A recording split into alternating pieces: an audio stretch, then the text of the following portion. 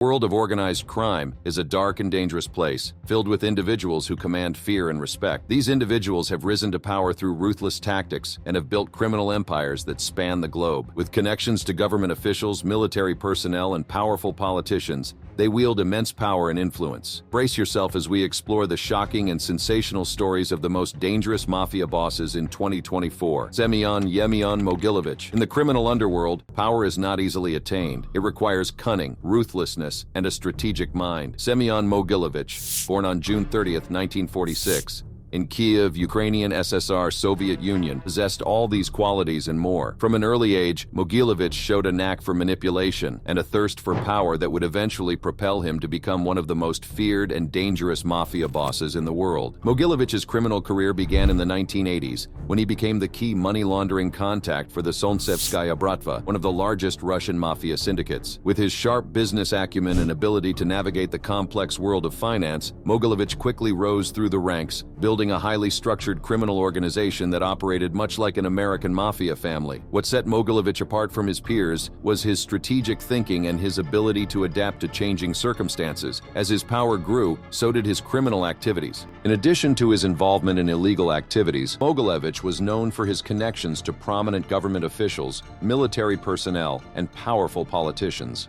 These alliances provided him with protection and allowed him to operate with relative ease. Mogilevic's ability to manipulate and influence individuals in positions of power further solidified his status as one of the most dangerous mafia bosses in the world. Despite numerous attempts by law enforcement agencies to bring him to justice, Mogilevic has managed to evade capture for decades. In 2009, he was placed on the FBI's 10 Most Wanted list, a testament to the severity of his crimes and the danger he poses. The State Department's Transnational Organized Crime Rewards Program now offers a reward of up to $5 million for information, leading to his arrest and conviction. This significant reward serves as an incentive for individuals with knowledge of Mogilevic's whereabouts to come forward and aid in his capture. The story of Semyon Mogilevic serves as a stark reminder of the power and influence wielded by dangerous mafia bosses. Michael Mancuso. Michael the Nose Mancuso, the notorious American mobster, has gained infamy as the most dangerous mafia boss in 2024. As the head of the Bonanno crime family, one of the 5 families in New York City, Mancuso's reign of terror has struck fear into the hearts of both his rivals and his own associates. During the early 1980s, before his involvement with the Bonanno crime family, Mancuso found himself aligned with the notorious East Harlem Purple Gang. This gang, known for its violent and ruthless tactics, operated in the heart of East Harlem, engaging in various criminal activities such as drug trafficking, extortion, and murder. It was during this time that Mancuso honed his skills and earned a reputation for his cunning and ruthlessness. However, Mancuso's criminal journey really began when, in a fit of rage, he fatally shot his wife and callously left her lifeless body on a bench in front of Jacobi Hospital in the Bronx. He was swiftly apprehended and faced the consequences of his heinous crime. In court, Mancuso pleaded guilty to the manslaughter of his wife and was sentenced to 10 years in prison. As Mancuso began his prison sentence,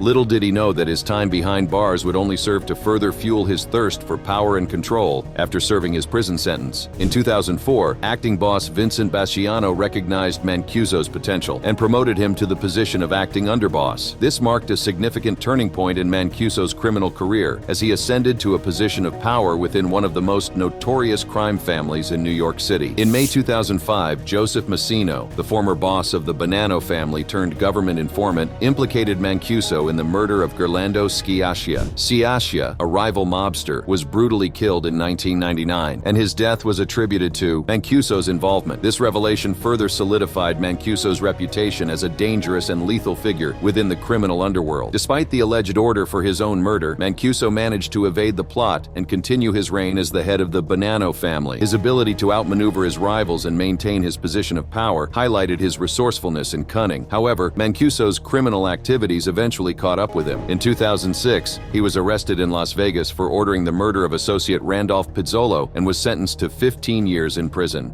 Despite his incarceration, Mancuso's influence within the Bonanno family remained strong. Through his Bronx associates and underboss Thomas DiFiore, he continued to exert control and ensure the family's operations thrived. In March 2019, after serving his 15-year sentence, Mancuso was released from federal custody. His release marked a new chapter in his criminal career as he returned to the streets with a renewed sense of power and determination. However, Mancuso's freedom was short-lived. In March 2022, he was arrested and placed under investigation for violating the terms of his supervised release by associating with members of organized crime, a direct violation of his release conditions. In July 2023, he was sentenced to a further 11 months in prison for these violations. However, the story of Michael the Nose Mancuso does not end here. As of now, he is still serving his sentence, but the criminal underworld is ever-changing, and the future remains uncertain. Little Robert D'Onofrio. Born into the infamous Colombo crime family, Little Robert D'Onofrio's journey from a young wise guy to a feared and respected leader is nothing short of extraordinary. From a young age, D'Onofrio witnessed the inner workings of the Colombo crime family. He saw the brutal power struggles and deadly conflicts that plagued the organization. It was in this environment that he learned the importance of loyalty and the consequences of betrayal. A young man, D'Onofrio aligned himself with the rebel faction led by Victor Little Vic Orena. He fought alongside Orena's mobsters in the bloody Colombo family war of the early 1990s, displaying a fierce loyalty to his comrades. However, in a shocking turn of events, D'Onofrio switched sides and joined forces with the Persico faction, led by the imprisoned boss Carmine Jr. Persico. This betrayal marked a turning point in D'Onofrio's criminal career. He proved his loyalty to the Persico faction by participating in plots to eliminate rival mobsters, including the notorious William Wild Bill Cutolo. Although these attempts were unsuccessful,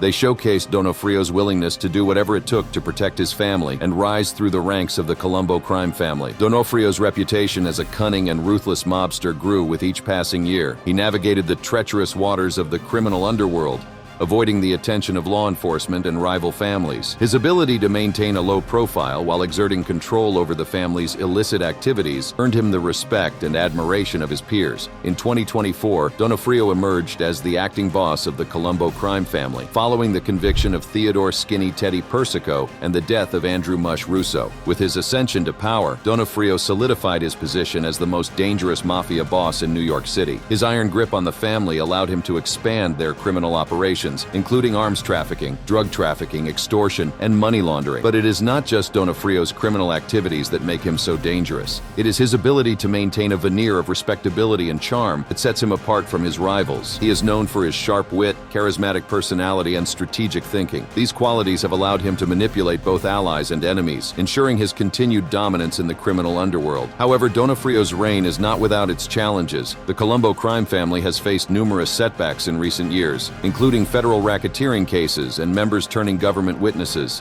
Despite these obstacles, D'Onofrio has managed to keep the family intact and maintain its criminal activities. As we look to the future, it remains to be seen how long D'Onofrio's reign will last. The Colombo crime family is known for its internal conflicts and power struggles, and history has shown that no boss is safe from betrayal or violence. But for now, Little Robert D'Onofrio stands as the most dangerous mafia boss in 2024, a figure who commands respect and strikes fear into the hearts of all who cross his path. Domenico Cefalù. Domenico Cefalù, born in Palermo, Sicily in 1947, would grow up to become one of the most notorious and dangerous mafia bosses in 2024. Young age, Cefalù was exposed to the influence of organized crime, as the streets of Palermo were ruled by powerful mafia families. It was in this environment that Cefalù learned the ways of the underworld and began his journey into a life of crime. Cefalù's rise to power began with his involvement in the Gambino crime family, one of the most powerful and feared criminal organizations in New York City. He started as a low-level enforcer, carrying out various tasks for the family, but it wasn't long before his ambition and ruthlessness caught the attention of the higher-ups. In 1990, Cefalù's loyalty and dedication to the Gambino family caught the attention of the notorious boss, John Gotti. Recognizing Cefalù's potential, Gotti made the decision to induct him as a made man,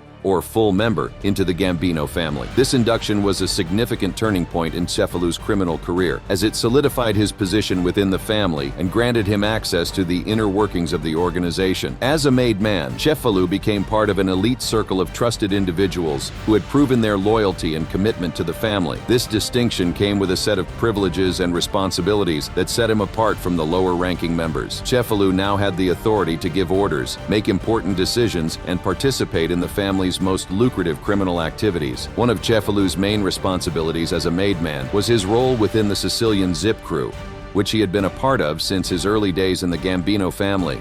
Under the leadership of Captain Pasquale Conti, the crew operated in Queens and Brooklyn, overseeing various criminal enterprises. Cefalu's rise through the ranks of the crew was swift and relentless, as he proved himself to be a valuable asset to the organization. Cefalu's involvement in the crew brought him into contact with some of the most dangerous and